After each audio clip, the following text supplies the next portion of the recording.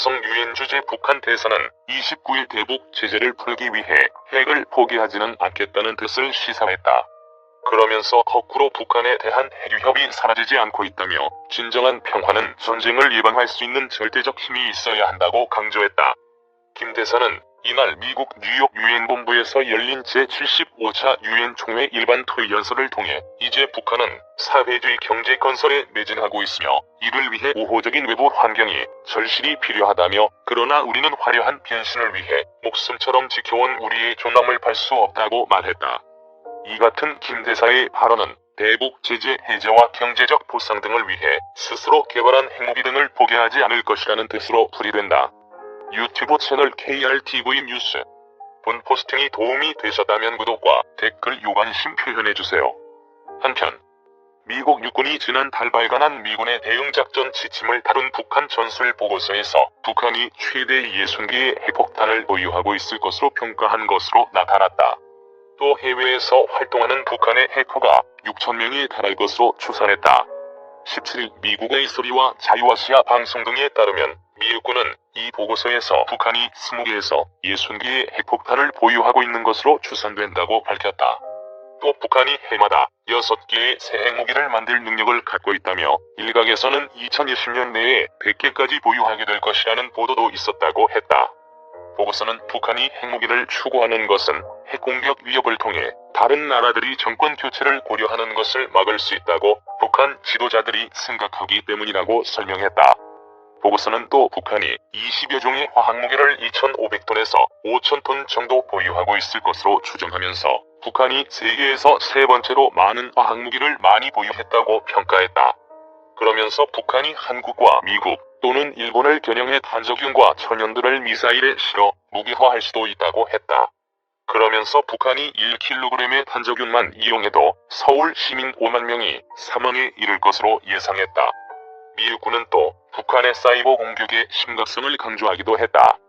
보고서는 북한의 사이버 전쟁 지도부대인 121국 산하에 4개의 해킹 조직이 있으며 6,000명 이상의 해커가 해외에서 활동하고 있다고 추산했다. 그러면서 조직원들은 주로 동유럽 국가 벨라루스를 비롯해 중국과 인도, 말레이시아, 그리고 러시아 등지에 널리 분포하고 있다고 했다. 이들 조직은 사회적 혼란이 주요 목적인 라자루스 지역으로부터 정보를 수집하는 안다릴, 금융 사이버 범죄를 지휘하고 있는 블루노르프, 그리고 북한 내에는 전자전 교란연대어로 나뉘어진다고 설명했다. 미국 랜드 연구소의 브루스 베넷 선임연구원은 이날 RFA에 한국의 일부 안보 전문가들은 한국의 월등한 군사력으로 북한의 공격에 즉각적인 반격이 가능하다고 주장하지만 그것은 한국의 군사 레이더가 제대로 작동한다는 가정하에 가능한 일이라며 한국의 레이더는 북한발 악성 코드의 공격 대상이 되고 파괴의 대상이 될 수 있다고 경고했다. 유튜브 채널 KRTV 뉴스. 본 포스팅이 도움이 되셨다면 구독과 댓글 요관심 표현해주세요. 미 의회 조사국 한일, 미국 핵 실리 못하면 핵 보유 필요 느낄 수도. CRS 보고서 북 핵개발 포기하면 미 핵공격 대상서 제외된다는 사실 알 것. 한국과 일본이 동맹인 미국의 핵무기에 대한 신뢰성을 확신하지 못할 경우 자체적으로 핵무기를 보유해야 한다고 느낄 수도 있을 것이라고 미국 의회 조사국이 진단했다. CRS는 최근 공개한 비전략적 핵무기라는 제목의 보고서에서 이런 분석가들의 주장을 소개한 뒤 이런 예측은 중국, 북한 같은 핵무장 국가의 위협에 직면한 한국과 일본에서 분명히 나타날 수 있다고 전했다. 보고서는 최근 몇 년간 한국의 일부 정치인들은 북한의 핵무기 개발, 시험에 대한 대응으로 미국 비전략적 핵무기의 한반도 재배치, 심지어 한국 자체 핵능력 개발을 요구해왔다며 이런 견해는 현 한국 정부의 지지를 받지 못했지만 일각에서는 미국의 안전보장을 취약한 것으로 볼 수 있다는 점을 보여준다고 분석했다. 또 확장 억제는 미국의 비전략적 핵무기 그 이상에 달려있다는 점을 많은 분석가가 지적한다고 CRS는 밝혔다. 이와 관련 CRS는 한국과 일본은 지역 안보와 관련된 이슈를 논의하고 그들의 안보에 대한 미국의 신뢰를 강화하기 위해 최근 몇 년간 한미 확장 억제 정책위원회, 미일 확장 억제 대화 등을 열어왔다고 설명했다. 그러면서 게다가 미국은 한국과의 연합훈련에서 분쟁 지역에 전력 투사 능력을 보여주기 위해 필요할 경우 B-1이나 B-52 전략 폭격기를 가끔 띄우기도 한다고 했다. 또 CRS는 이미 핵무기를 추구하고 있는 북한, 이란 같은 국가는 만약 그들이 핵 프로그램을 해체한다면 미국의 핵 공격 목표 리스트에서 제외될 수 있을 것이라는 점을 스스로 알고 있을 것이라고 지적했다.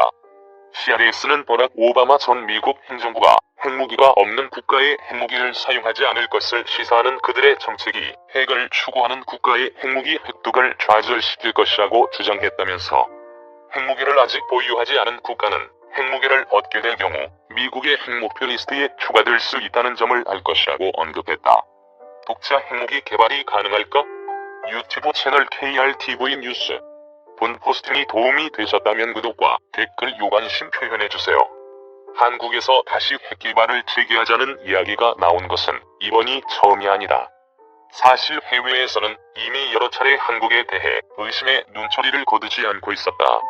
물론 현실적으로 한국이 핵무기를 개발하는 것은 말처럼 쉽지는 않다. 세계 5대 무역 강국이면서 수출의 경제의 상당 부분을 의존하고 있는 한국의 여건상 핵무기를 개발함으로써 북한과 같은 국제적인 경제 제재를 당하면 견딜 수가 없기 때문이다. 핵무기를 개발하기 위해서는 북한이 했던 것처럼 우선 NPT를 탈퇴해야 하는데 이것부터가 사실상 불가능한 일에 가깝다는 것이 중론이다.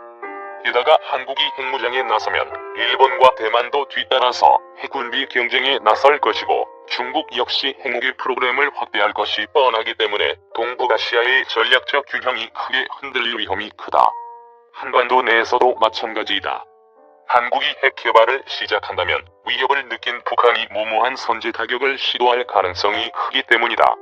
특히 총구를 맞대고 있는 남북이 모두 핵보유국이라면 아주 작은 긴장도 걷잡을 수 없는 상황으로 치달을 수 있다. 실수로 일어날 세계 3차 대전 핵무기는 얼마나 취약한가. 이 같은 위험 요소 때문에 앞서 언급한 원유철 의원과 같은 정치적 목적을 가진 발언이 아닌 이상 제도권에서 진지하게 핵무기 개발을 고려하고 있지는 않다.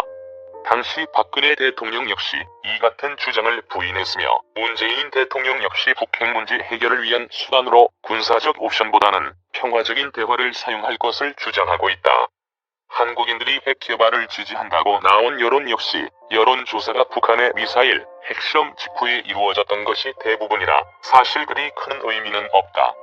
다만 한국에서 계속 흘러나오고 있는 핵개발 발언 자체는 다른 나라들에게 압박을 넣기 위한 정치적 수사로서 이해할 수 있다.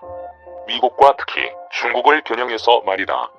만약 중국이 북한의 핵 개발에 대해 소극적인 자세를 계속해서 유지한다면 한국 역시 핵무기를 개발할 수 있다는 압박인 것이다. 그러나 한국에서 핵무기 개발을 시도할 수 있다는 발언이 나왔다는 것은 현재 북핵 문제가 얼마나 심각한 상황인지 잘 보여주고 있는 것이다. 중국이 북한 압박에 나서도록 하려는 시도를 하는 동안 북한의 핵무장은 착실하게 진행되었다. 멀지 않은 미래에 북한이 미국 전역을 타격할 수 있는 탄도미사일 개발을 완료할 것으로 보임에 따라 세력 균형이 크게 흔들리고 있는 동북아시아에서 한국이 자위권 차원에서 어떻게 대응할 것인지는 계속해서 고민해봐야 할 것이다.